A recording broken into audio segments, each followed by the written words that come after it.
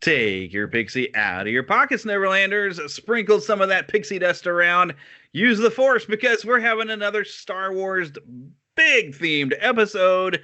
So fly away to Neverland using the Force. And I, of course, I'm Jeremy, head Lost Boy around here. You can call me the Spider Pan. And if you would like to get your own nickname, please come and visit the website, neverlandpodcast.com, where you can choose your own name as an official Lost Boy or a Pixie, because we have Pixies around here because girls are too clever.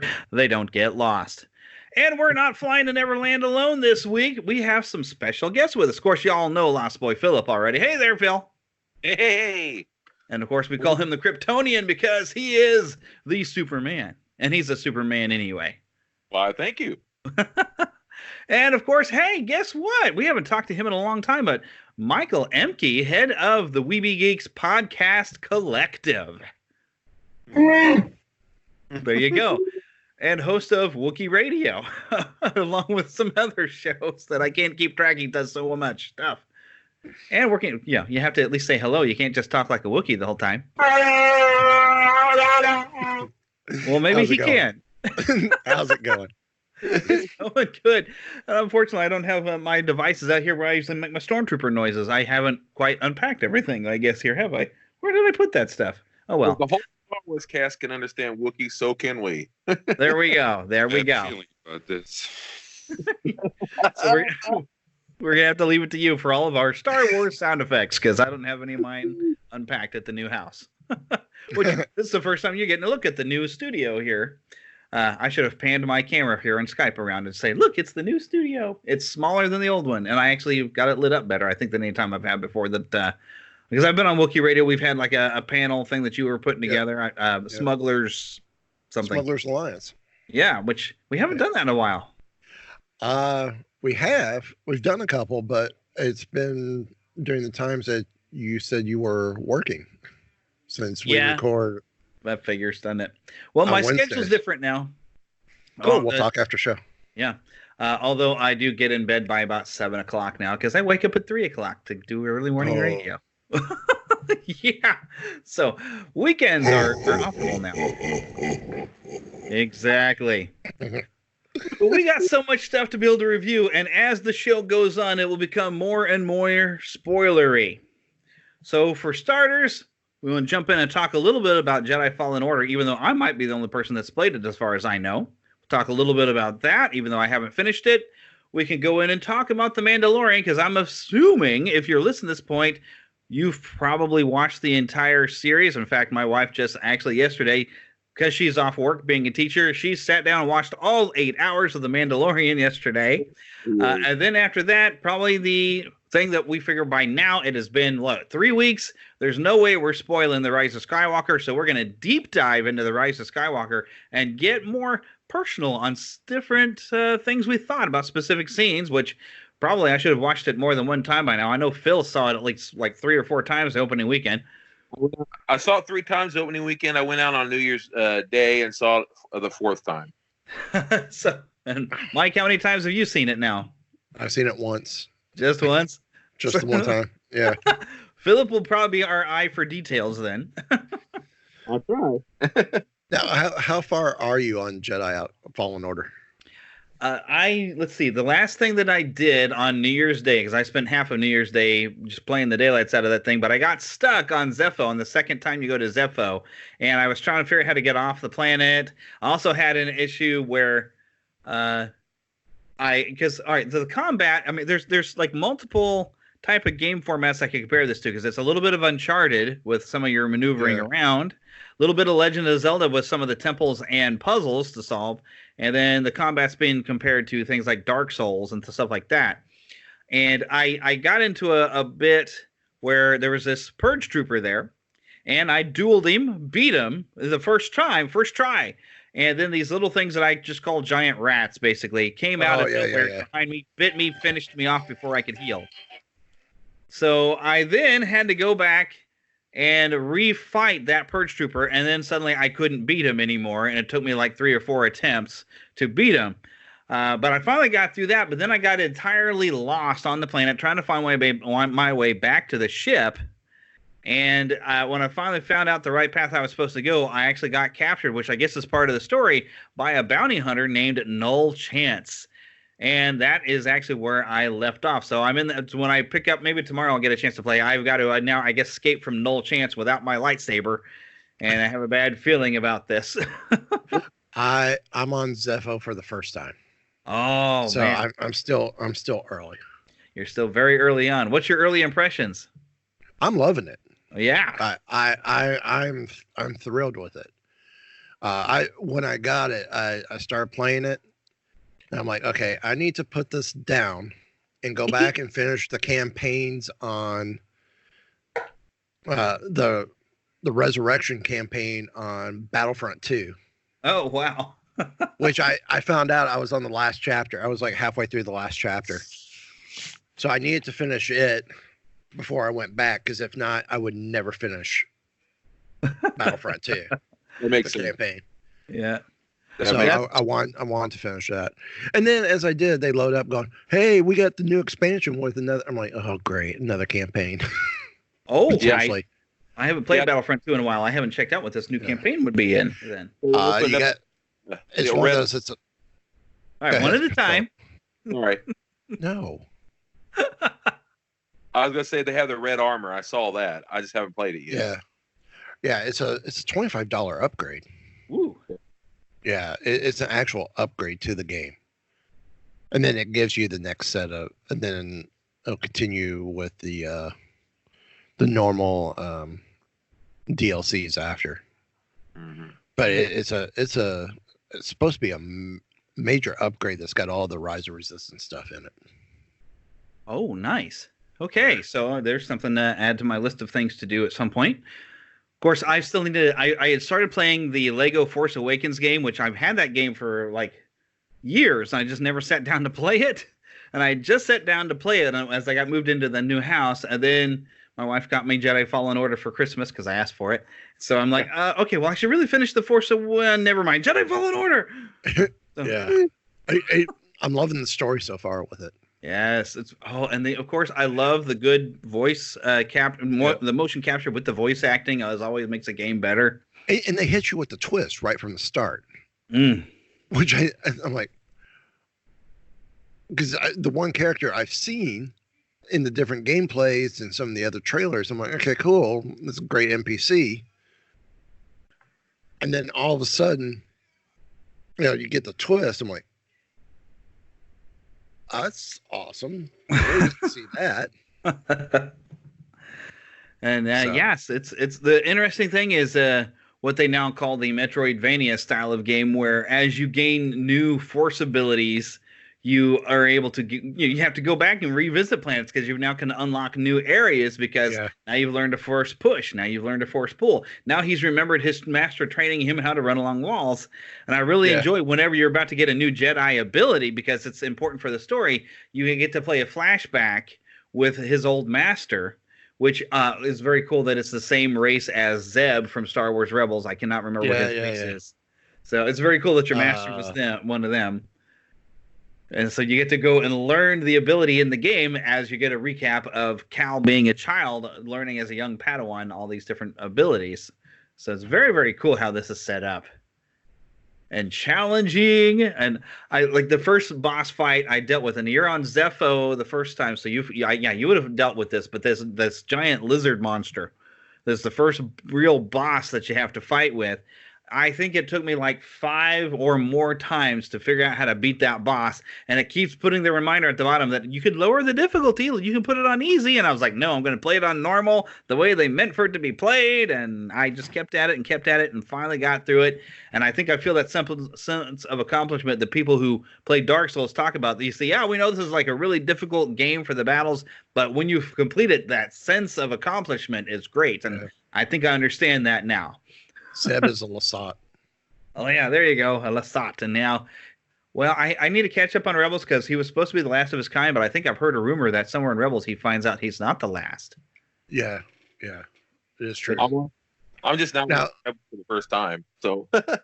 Now, just out of curiosity, what level are you playing? Jedi Knight, the standard level that it starts you with. Okay, so story mode.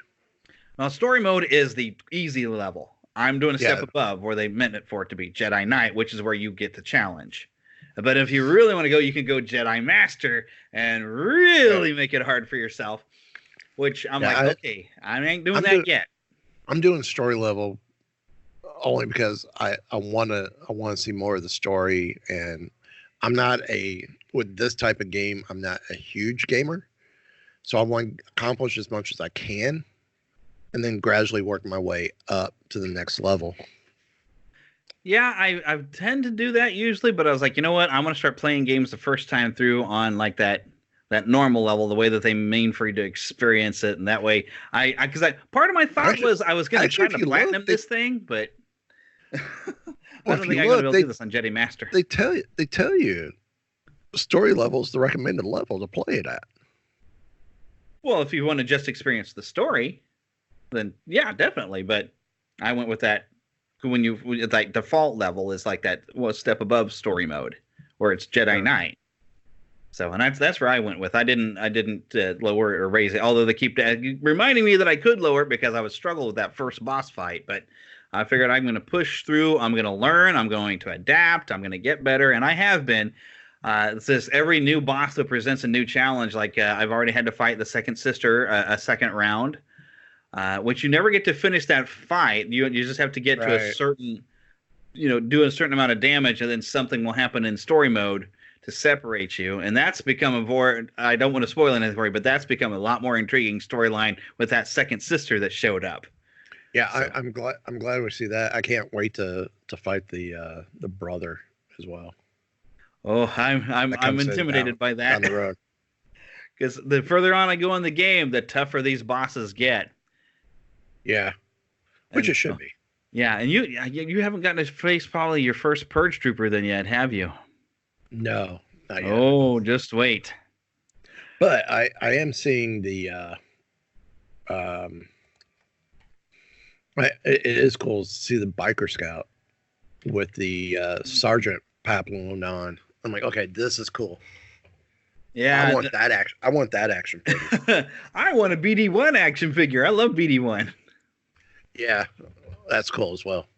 Especially, by Zepho, you haven't got a chance to really give him an upgrade, because when you add things to him to give him new abilities, he does this little happy dance on the work table. It's really cute. Well, BD1, I believe, comes with the Cal Black Series figure. Oh, I haven't seen the Cal figure yet either. Then, neat. Of course, I think it comes with that. I want like a big BD1 figure that I can fit on my back. Ah. Like even a backpack that's shaped like BD1 would be fun to wear, like playing at Comic-Con or something.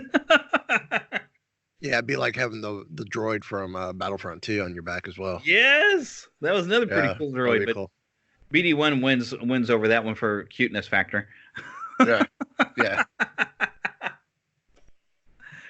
All right, well, I guess we'll move on to the next thing that probably wouldn't be as spoilery, which we'll get in the movie last. Although by now, probably more people have seen the movie than maybe have finished Mandalorian. But warning everybody now, we're going to be probably a bit spoilery with our full thoughts now that we've seen all 8 episodes, and I'm presuming you've both seen all 8 episodes now of The Mandalorian, correct? Yep. So, thoughts? I'll let you go. Let me go first. Yep, you go first. Oh, spoiler alert. I absolutely loved it. I think for me the moment that steals the show is not the child, as it's being referred to instead of Baby Yoda. It's the child. Yeah. It's when we see the Moff at the end with the Darksaber. Yes. Oh my God. Second moment is when we see the Mandalorians drop into the battle during chapter 3. Yeah. I'm like, oh, this is like Death Watch all over again. Sweet. It totally was. Even when they find him on his home planet there, I was like, that's like Death Watch coming down to save him. Yeah. Yeah, and I kind of did figure it out early. He is not true Mandalorian. Right, because Mandalore is more of a tribe than a race anymore. Right. And it's become more of a religion. Yeah. And I love that aspect, that in order for it to survive, the culture and everything to survive, they had to they had to take the foundlings and everything else. Because this is the way. This is the way. and Quill has spoken. Exactly. Yes. This series has given us already 2 great catchphrases that are all over social media now. Yeah. Between all the Yoda memes. Oh yeah. Oh yeah. Oh goodness. All right, Phil, thoughts? Well, of course, Baby Yoda stole my heart. I mean, I ordered toys and stuff; they'll be on their way. I mean, I got my nephews and everything with some. I'm nuts about Baby Yoda, of course. What we're calling Baby Yoda, the child. But I'm nuts about him. Doggone, he reminds me of one of me and Jeremy's friends' child. He looks like him, acts like him, sweetheart as he is. But all that being said, before we even saw the child, I was nuts about it in the very beginning. The first even 5 minutes of the show, I don't know, but when I saw that we get to see Apollo Creed himself, Carl Weathers, and then whenever the door opens up and then he ends up cutting that dude in half, I was just like, whoa! I was standing up. I was in it. I'm not kidding you. I was in that show. Yeah. Everything I wanted, and I saw Jon Favreau's name. That got me. I mean, there's so much about that thing had me from the moment go. I love that everything looked very familiar, and it had that. Now, say what you will about the new films. I do like some of them or things about them, but I really liked how this had the old feel. Yeah. The feel of the original Tatooine-ish, even though it wasn't Tatooine in the beginning, but it had that feel of Tatooine at the very, very beginning of the show. Right away, we had it. I loved it.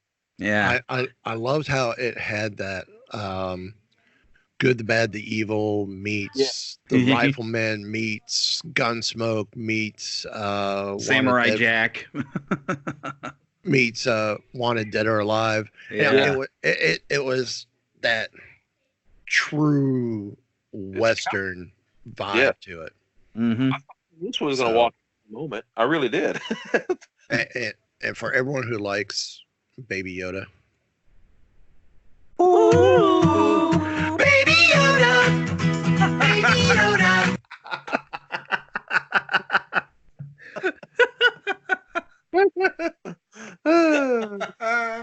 Oh my goodness. Which is, I think, what got my wife hooked when I came home yesterday, and she'd been watching it for 8 hours. She's every time Baby Yoda on screen, she's like, "Oh!" It's a Cabbage Patch Kid of the now. It's Oh, what yes, it is. it is. So since we're mentioning Baby Yoda, sorry to hijack. What do you think he is? I'm waiting to find out. He might be a clone. Who knows? Clone of who? Possibly Yoda himself. Okay. I'm thinking so, because I haven't spotted it, but I've been told, people have been saying that Imperial guy had some sort of symbol from Camino. Yes. So maybe they lost him. They lost their clone. The doctor, who I had some people say, "Oh, it's what's his name from Rogue One." No, that's your original game master from Hunger Games. Is the clone doctor? Never watched the Hunger Games. Well, I tried to, but didn't like it. But his shoulder, on the right shoulder, is the Camino cloning patch. Oh, that's where it is. Okay. Yes, it's on the shoulder of his uniform. Now, so let's think about the timeline. The baby is 50 years old. Mm-hmm. Right? Yep. Mandalorian takes place 5 years after Return of the Jedi. Mm-hmm. Okay, so Yoda's been dead 5 years. Yeah. If it's a clone of Yoda, this clone was created pre-Phantom Menace. Well, if you let's see, you do the math because Luke probably at the first film was what 18. 18 to 20. Yeah, like 18 to 20. Well, let's give 20 because it's easier math. Between Star Wars and Return of the Jedi, there's supposed to be what 5-10 years overall. Hold on. I had this timeline. Yeah, I looked it up before, but I can't remember at the moment. Well, I'm going to throw it as about, I think it's supposed to be like 10 years. Phantom Menace not and that far. No, Attack it's not that far. So if you take, all right, so Luke, if 20 at the beginning, you'd take 10 years there. There's 30 years. And then you need another 20 years, you put that 20 years before Luke, and you're about the time that the Kaminoans were making a clone army for the Clone Wars. So who's to say they weren't working some other stuff on the side?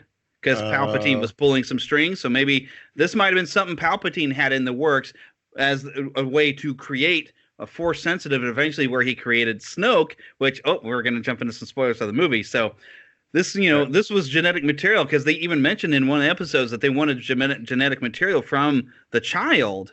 So this was probably part of Palpatine's machinations eventually to create Snoke and maybe even slowly trying to rebuild his own body. Right. Empire takes place 3 years after A New Hope. Okay, so when does Return of the Jedi take place? That's what I'm trying to find out. Okay. But we do have, the 50-year mark would hit somewhere pretty close to the Clone Wars. No, it's before the Clone Wars. If you go on their timeline, it's before the Clone Wars. Because we talked about about between episodes 2 and 3. How much time is supposed to be in between there with the series Clone Wars? We've got is that another 5 years? It's like 10 years between Phantom Menace and Attack of the Clones. Well, yeah, that's 10 years, but between Attack of the Clones and the Revenge of the Sith, how much time we got that the Clone Wars series took place? I think that was like 5 years. Okay, so going back, once we figure out the Return of the Jedi. Yeah, that's what I'm. Because I'm thinking, this Baby Yoda child still falls within at some point that the Kamino cloners were doing their work, building this army when maybe nobody knew about. Oh, they don't. Come on, what is this? This is when Wikipedia is not helping. Well, Wikipedia can't do everything. While you're looking that up, though, I want to mention what my favorite episode was, and I was telling my wife how funny I think it is when you get into, I can't think what episode number it was, like 6, I think. Yeah, I think it was episode 6. But you see an actor that you've seen in Batman Begins there is heading up all these criminals, basically. I thought that was funny when we have probably the most Batman scenes in The Mandalorian, especially when the lights are flicking. And when the lights are on, you kind of see him. The lights go out and he's gone. And the lights come back, he's gone. Then the lights go out and the lights come back on. There he is. And he's a little bit closer and popping up. That is the most Batman thing ever in A Mandalorian, not to mention all the cool gadgets and neat things he does in that episode. That was a very Batman-like episode in all ways, and I just loved it. It was great. All sorts of Return of the Jedi. Sorry. No, that's okay. Go ahead. I was going to say there's a lot of great actors making appearances here and there. Yeah. Even small actors, big side actors. I can't think of his name right now. Was it Brian?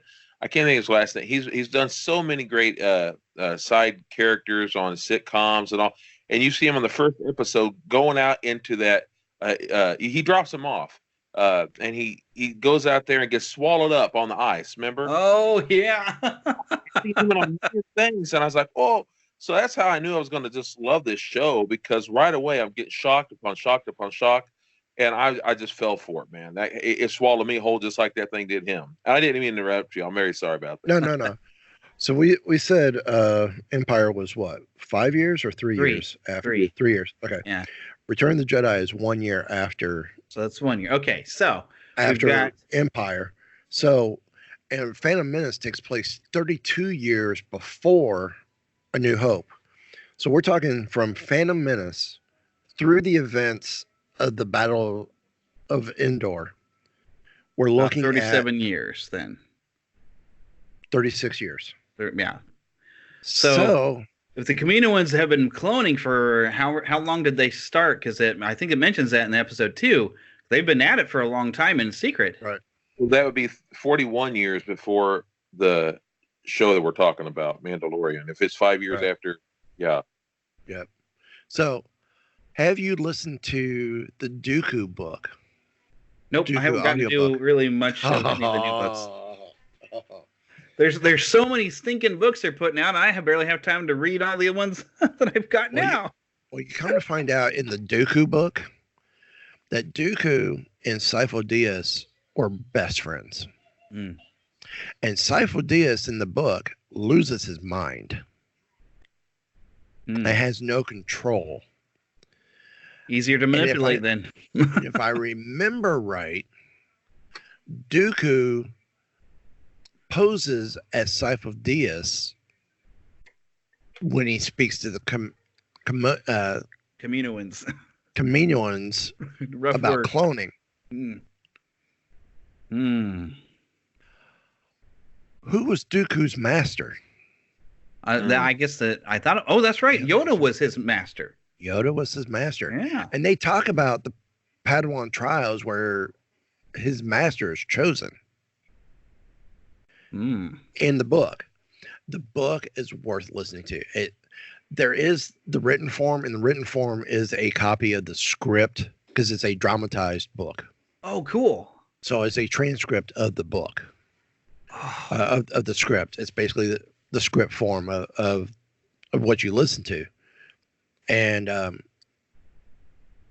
so who would be the one who would be able to easily get genetic material of Yoda Mm-hmm. to potentially clone to see if they can clone Yeah. Dooku? Yeah. So there's some potential. And Dooku, by the time we see him in Attack of the Clones, has already left the Order for quite some time, Yeah. because we find out in the Dooku book that he leaves the Order to go take over as ruler of his planet Yeah. that he's from, which I don't want to get too much more into the book because I'll really spoil it, and I don't want to do that. But it's a great listen. I've probably said too much as it is, but and it's all narrated by Asajj Ventress as she's going through his Holochronicles. Oh, wow. It's an amazing book.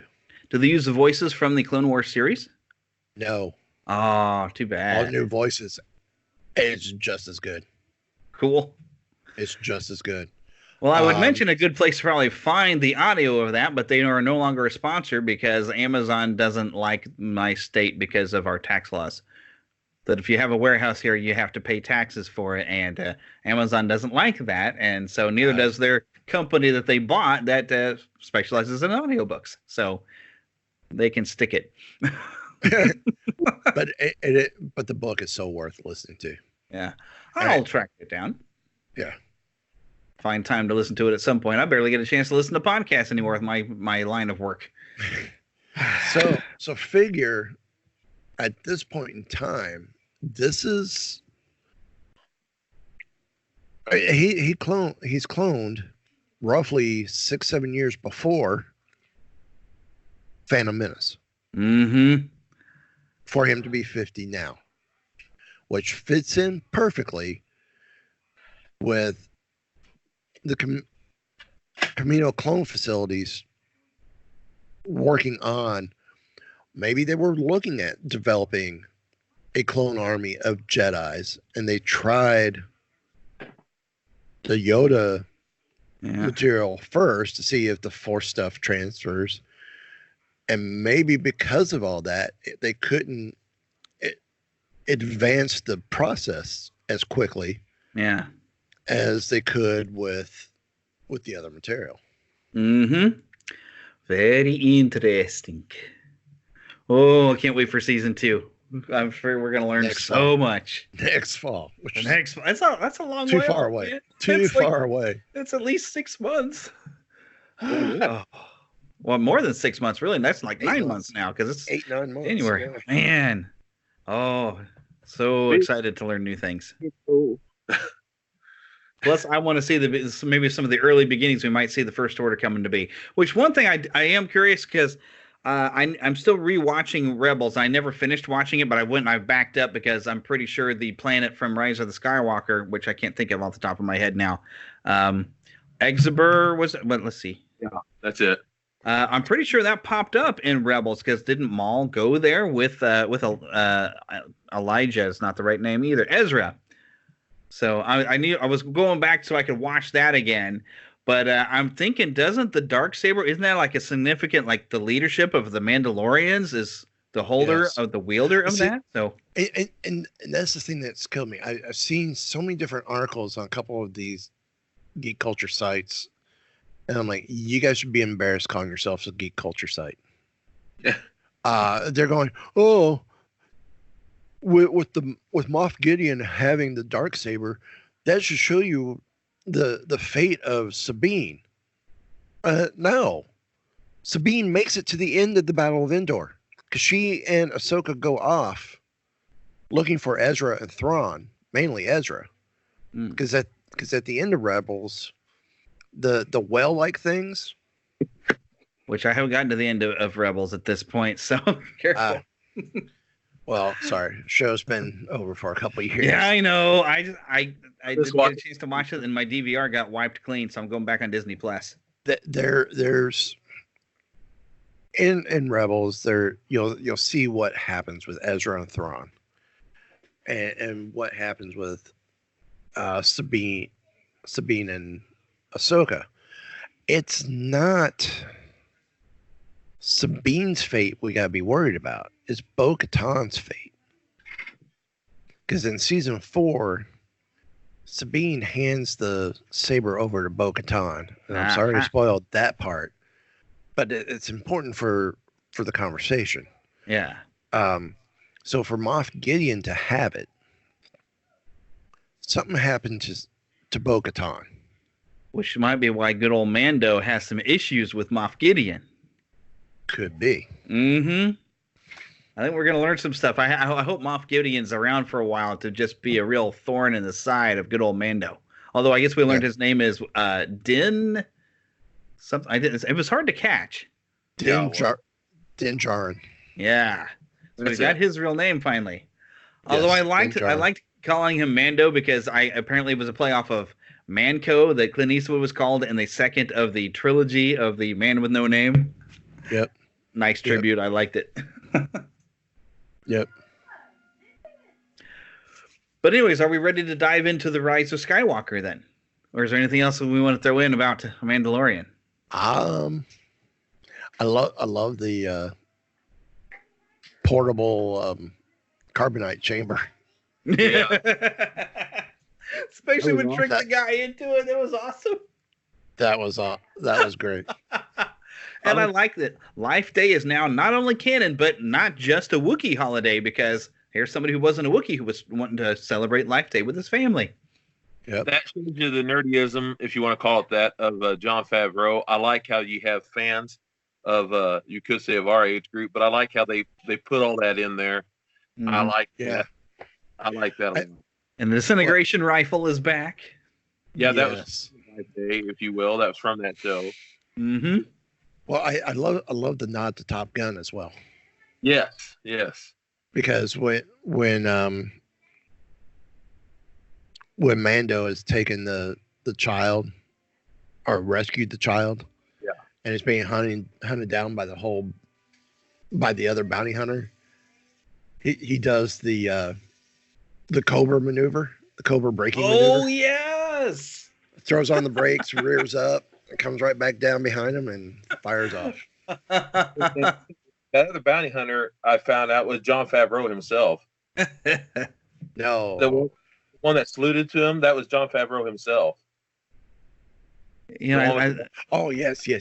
I think Tycho. I always mess his name up. I think he played the IG-11 in the last episode, I believe, didn't he? Yeah, Taika Waititi. I can never say his last name right.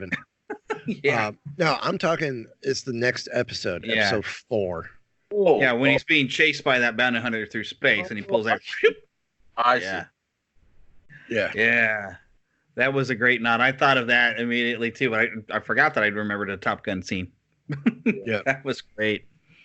I love Top Gun. Yes. But anyway, so let's jump into the Rise of Skywalker because we've only got about 25 minutes left of the show. And we can be as spoiler as we want now. But I got to say, All righty then. I know that I've seen some people that for some reason did not like it. Even today, somebody was saying, well, there's 3 hours of my life I won't get back. And I don't understand what people are having with problems with the film. I mean, granted, I've only seen it once. Maybe if I watch the second time, I might have a few things that will gnaw at me. But, I went in there just wanting to have a good time and watch a Star Wars movie. We bought our lightsaber slushy cups and all this other stuff. And I just had fun. And I think because I came in with that attitude, I just thoroughly enjoyed everything about that movie. It's people are overanalyzing. Yeah, probably. It's just like they overanalyzed everything Force Star Wars Awakens and Last Jedi. I mean, I will admit, and Jeremy, you probably heard me mention it over on Wookie Radio. Last Jedi, I'm the most critical of. Yeah, I love the film, but I'm the most critical of. So, right. Yeah, I overanalyze that film because there's a lot of things that just bug the crap out of me. Yeah, but if you look past some of that and you just try to have some fun with it, you can still have a lot of great fun watching. Oh yeah, I still had a lot of fun with it. This film helped fill in most of the issues I had with Last Jedi, but there's still some other things that I had issues with. But, for example, the whole Ganto bite scene. Oh, yeah, that that's was the Last Jedi, but we can leave that behind because now we're on the third film. But this film fills in some of those gaps of why eventually Canto Bite was necessary, even though I still feel it's not. Yeah, I accept it more. This I don't the intro of Kylo Lando was awesome. Oh yes. And for me, the big moment I had that I really loved and I felt was a tribute, whether it truly was or not, was the Goonies moment. I know what you're thinking. Okay, I don't know if I caught the Goonies moment. Refresh me. It's where Rey has the Sith dagger and they're at the Death Star. Mm-hmm. And she holds it up to find out where the Sith thing is. Oh, yeah, that is totally Goonies. I hadn't thought of that before. Such a Goonies moment. It was. And now I can totally see Mikey with the little stone thing. Look, guys, rich stuff. Oh, my gosh. Oh, that's awesome. It was fun. Yeah. The only other tribute that I know of that I didn't get when I first was watching it until I heard it mentioned later, but that festival they wandered into that happens every 42 years, it's been 42 years since A New Hope was released. Yep. I was like, oh, that's a nice nod. That was pretty cool. Yep. The only thing I couldn't figure out was the whole rig that Palpatine's on. Yeah. I have seen that before, and I don't know where. I have seen something similar, and I don't know where. And it's been driving me nuts. What part was that now? I guess I missed that. The apparatus that Palpatine is hooked up to. Oh. Whatever's keeping him alive. Yeah, that looks familiar to me too, but the whole time I was sitting there thinking, what was it, a Star Wars movie or was it something else? Because I know I've seen it in a film. I want to say I've seen some Ralph McQuarrie sketches of it. I bet you have. I was thinking just now about Star Trek film where they had the Borg lady on something. Yeah, but I don't think that's it either. Yeah. I'm almost thinking something from Aliens. That sounds familiar too. It did have a lot of alien look to it. Yeah, Aliens are creepy. Blade Runner. Yeah. I will say, go ahead. And how about the best kept secret? Harrison Ford making an appearance Oh, as as a Kylo memory. Yeah. I would like to have been him be a Force ghost because I like the implication that since, even the last shot I gave the implication that, we don't know where anyone who could be sensitive to Force could just come from anywhere, come from obscurity. So I like the idea that, maybe we all join the Force as we die, but only those who are especially Force sensitive can see someone who can kind of come back and communicate with them. Right. But I like the fact they didn't make Han Solo a Force ghost. Right. Well, but he was a memory. A memory. Yeah. Which was neat, but I would have liked to maybe it could still be Han, where Han is not, like not being Force sensitive, becoming one with the Force, but just becomes one with the Force like everyone does, but not everyone, and maybe will become visible, but maybe because Kylo was so powerful, he could see his father. No, it was set up brilliant as that redemption moment. Yeah. Yes, it was. I was just saying that I would have liked. Who's going to talk him through that redemption moment? Not a Force ghost, but his dad, the person he feels guilty for having killed. And he said the same lines that he said when he killed him. Yeah. I love how such just a basic tone change changed everything. And I thought that was absolutely brilliant. Listen, my father, he's no longer with me. He's been gone 10 years this year. And to be completely honest, even though he's not with me, he's with me. And there's times that when I hear in my memory, I hear things my father would have said to me at this time. It helps me through so much. I'm a pastor in the church. My dad was a pastor, and that helps me so much. I think, what would my dad said? And that's why that scene meant so much to me, because I know exactly what he's going through. Exactly. So we I guess celebrate, if you want to call it that way, the passing of my dad of 2 years back in September of last year. So I mean, we're later this year will be 3 years. And I have the same thought, and it's like why I was we were talking about a family phone call I had before coming on the show. Well, it was my brother wanted me to give him advice like my dad would. And I'm going, I'll try, but I'm also going to give you advice as your brother too. Yeah. And he goes, you're saying stuff just like dad would, which tells me, okay, I have a 10-year-old daughter. I'm channeling my dad fairly well to be able to give her the same saintly advice that he gave me. So yeah, I mean, I feel it that way. Yeah. And there are times I hear his voice when it's like, why am I hearing this now? And then when I have found a video of him on YouTube, I'm like, okay, this doesn't sound like him. Yeah. Type thing. And I'm like, okay, this is weird too. Has it been that long? I forget what he sounds like. And that when I do hear his voice, it doesn't sound right. So to have that type of moment, I think,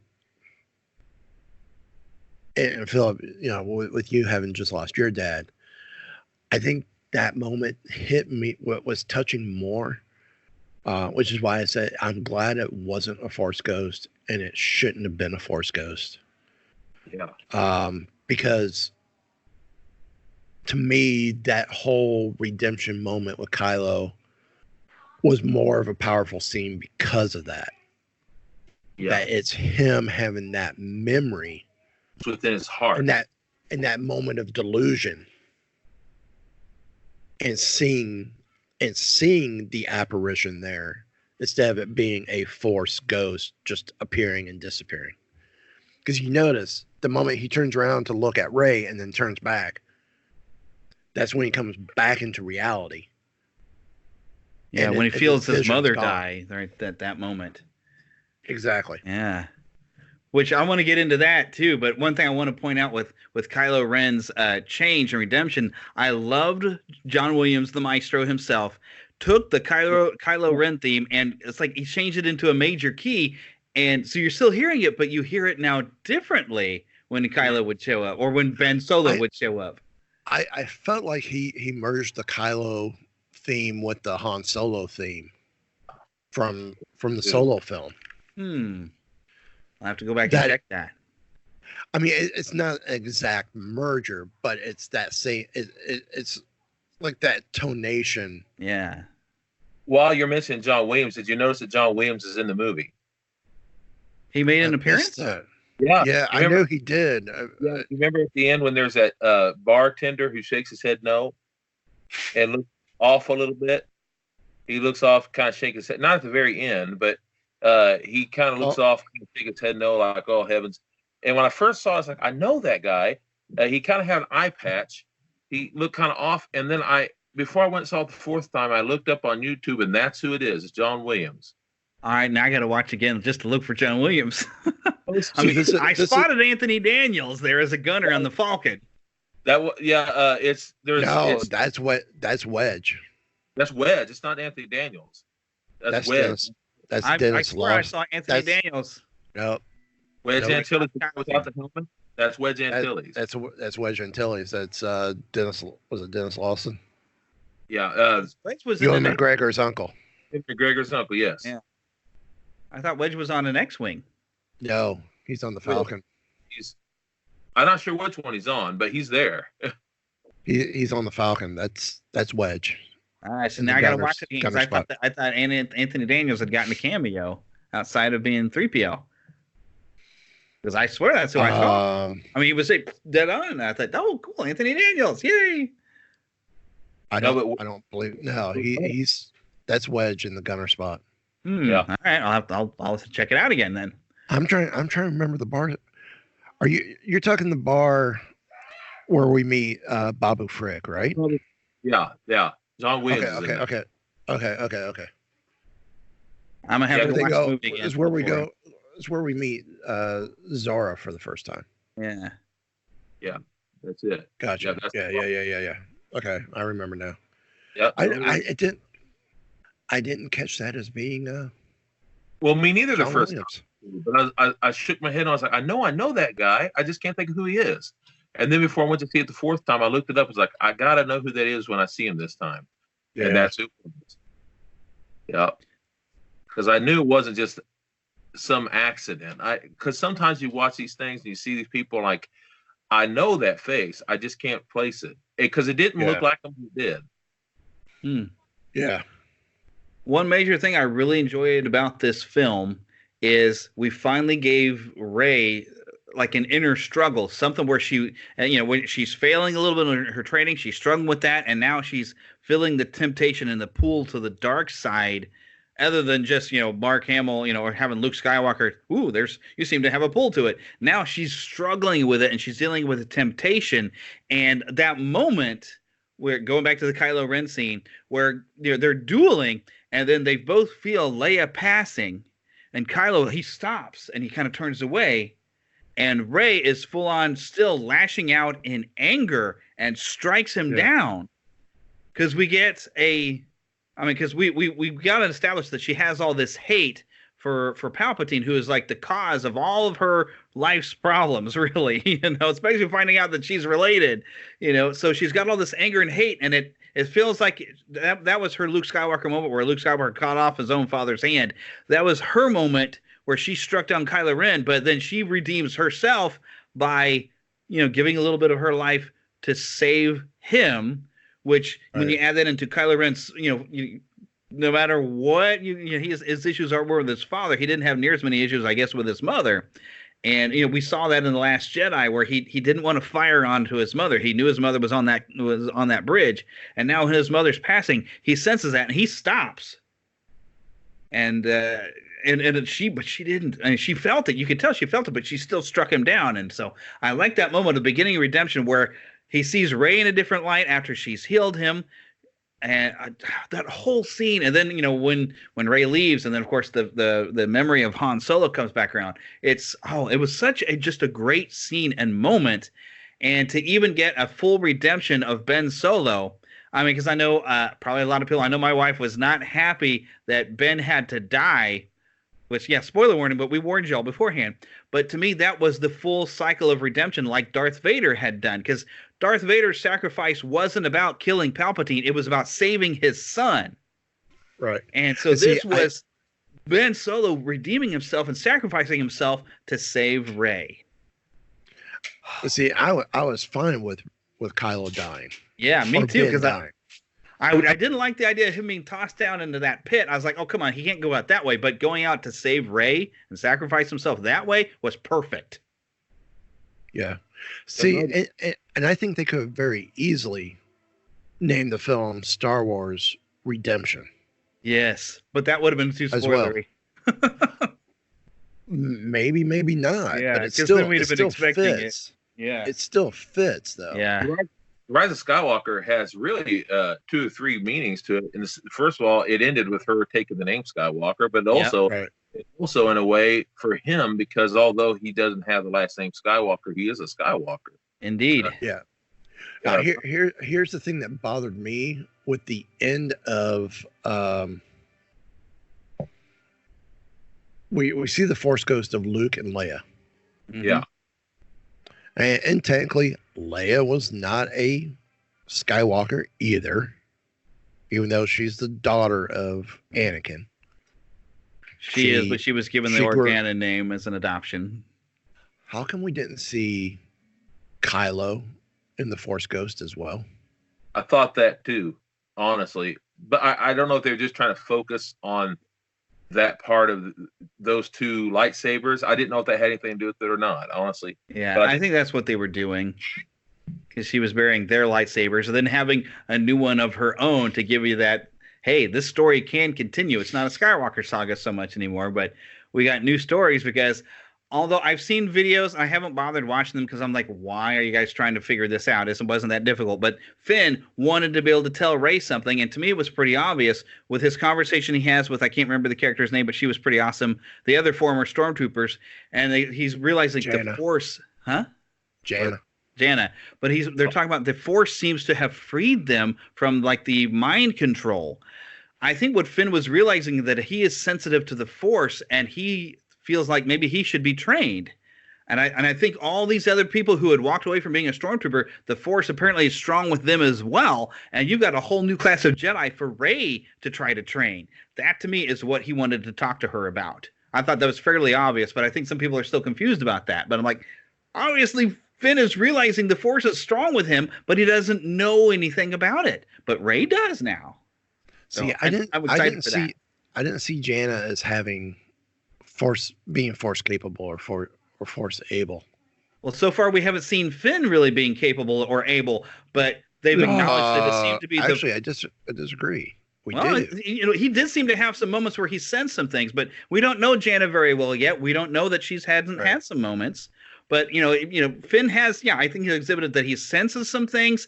He's kind of getting awakened to the Force at this point in there, but he's realized that the Force is what set him free. And I think from that conversation we get that seems to have set Jana free, and all of her group that was with her seems to have set them all free. So I think they're all sensitive, but it's that slow awakening that they're just now starting to feel. I think the Force Awakens was targeted at Finn, and he's the one who has the Force awakening. You can definitely look at it that way. You can make that case, yeah. It could be. Because he almost calls the saber to him at one point in Force Awakens when he goes to protect Rey. Well, he had it with him. No, not there. I mean, they're still on Maz's planet. Yeah. Takata? No. Well, doesn't Maz? I can't remember. I have to watch it again. But doesn't Maz give him the lightsaber because Rey didn't take it, and he doesn't have a weapon, and says, "Well, here, use this." But it gets. I believe the riot trooper knocks it out of his hand, and he puts his hand out for it initially, and you see it slightly tremor, and then he dives towards it. If I remember right. I'd have to. I could be delusional, but. You could be, but it's a pretty good theory anyway. But between the films, I mean, he senses when Rey's in danger. Yeah. At times as well. So, I mean, he is Force sensitive. And that's alluded to in the whole trilogy. And that's why I think we could have some more films or a series or something of Rey in the Next Generation with Finn and probably all these other stormtroopers. Maybe even Broom Boy shows up. Remember, even in the original trilogy, it's at the end of Empire Strikes Back. When you look at it in retrospect, that's where you see the moment where you realize Leia's force sensitive as well. Yeah. Oh, that's right. That is right. When Luke can call to her. Mm-hmm. Oh, indeed. Right. Yeah. And I'm glad we finally got to see that, yes, indeed, because I actually had this discussion with a coworker that he's like, oh, no, Leia's too much of a politician. She didn't have time to train as a Jedi. I said, well, of course she did. 30 years. There's plenty of time to train as a Jedi. Yep. So, and we got to see some of the training. And that's another series, animated or whatnot, I would love to see is Luke and Leia training, to be a Jedi and stuff. And maybe some adventures they might have had together. Yeah, comic series, something. I realize I'm old school. I get called it all the time. I'm fine with that. But I loved all the old school nods. Yes, even the goofy Chewbacca gets a little, award finally. I loved it. Brilliant. I loved it. That was brilliant. Yep. Something we've been waiting for 42 years. I was glad for it. And then I was very thrilled too. I mean, even though we saw it in the MTV Awards with Carrie Fisher giving one to it, I was 1995. I was still thrilled to see one in the film actually, and I was also glad to see the little things like that training scene you're just talking about. It was nice to see the young Luke for a second, the young Leia. That was nice to see that they did that. There was all sorts of little nods like that for us geeks. Yeah. And seeing an old Wicket there on Endor. Yeah. I wish they had made it a little more clear because it didn't. Just getting nerdy for a second. I didn't think it was as clear enough that was him, but I knew it was him. I knew it was only because I knew the actor, and it was him. Right. But all that being said, I really had a good time. I geeking out again when they were in the Death Star, and you could hear the music of John Williams playing. Yes. I had goosebumps. Mm-hmm. Oh yeah. I was flipping out. I took it as some meaning that maybe Rey was feeling and sensing because that was some major events, but feeling like the passing of Vader, because that's the exact music we had was the passing of Vader, and I think she maybe felt like an echo of the Force. So that's one of the things that's big in the Fallen Order game is you go and you find these objects, these Force echoes, and I bet Rey felt an echo of the passing of Anakin Skywalker, I should say, instead of Darth Vader. And then to have that nightmarish vision of herself with the double blade, and we finally got that. Oh man, I love that whole thing too. Going into that room, if you had seen some like red cloth from one of those guards, dude. Oh man, I'm just being all geeky now, but still, that was a great scene. I really love that. Yeah, he had that vision. Finally, we got to see. We've seen in the preview of her with the double saber. Finally, we got to see that though. That was really really cool. I love it. Kind of like Luke's vision in Dagobah. I kind of like that. Yeah. It that was her Force Cave moment. Oh yeah, great. It really was. Oh, and also finally all the things that geeks, and I'll say I didn't complain about it, but I understood their complaint where they were talking about her not having to train as much and all that. I gotta say, J.J. Abrams. I'm not saying this was always the plan. I have no idea, but J.J. Abrams knew how to take all of that stuff and make it. At least make some sense. Her being a Palpatine, you can understand it now. Why she didn't need as much training, all that. It made some sense. But you know what? If they want to complain about that, then fine. Complain about Luke then. Yeah. Because she got the same amount of training that Luke got from A New Hope to Empire Strikes Back. Yeah. Before he meets Yoda. But she definitely got better training from Leia than she did from Luke. Sure. Definitely. Because Luke was way too reluctant. And I'm glad they redeemed that moment too with him saying, you know what, I was wrong. He certainly did. I thought that was the best part too. Yeah. I like that he said, I was wrong. And that just kind of took care of it. Yeah. One thing before we end the show, because we're getting close to the end, I got to ask Mike about the new add-ons to Star Tours. I've only seen like a little bit of where you actually get to glide across the water headed to the remains of the Death Star 2. I haven't seen it. Oh, you haven't gotten to ride it? Oh, my goodness. I am blacked out of studios till the end of March. Oh, no. Oh, you got to be jonesing. I haven't even ridden Rise of Resistance yet. Oh man! Wow, that's got to be driving you crazy. It is. It is. But you will soon enough. Yeah, you got like a countdown on your calendar going. No, and it's one of those I check every month, middle of the month. Okay, what's the next set of blackouts? How far? Man. How far? Well, when you get a chance to ride it, you got to come back and let us know what you thought. I will. So, and hopefully maybe Eric will have a chance to have checked it out by then. He's trying to get himself over to Walt Disney World, but he's got his annual pass, but he's also working for the airline. He just got to get on standby to him and his family to get over there. So I think he said he was going to try this weekend to get down there again. So who knows? We might have some impressions from him as well. So we're working on it because, oh my gosh, I'm very excited about some of the new things. Every time they add something new to that, it's just exciting. Yes. And what I've seen of Rise of Skywalker looks so amazing. I need to get myself down there. I really do. I'm working on it. But all right, we better wrap this up because we've got an hour. But this has been fun and just, geeking out and just loving Star Wars. It's just nice to have a good, solid, positive Star Wars discussion that I feel like I haven't been able to have since The Last Jedi. But anyway, so remind everybody where people can find you there. At Wookie Radio, most places, Instagram, Twitter, Facebook.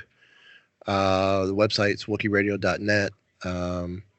From there, you can link to the Podcast Collective site, in which you could check out the other shows as well.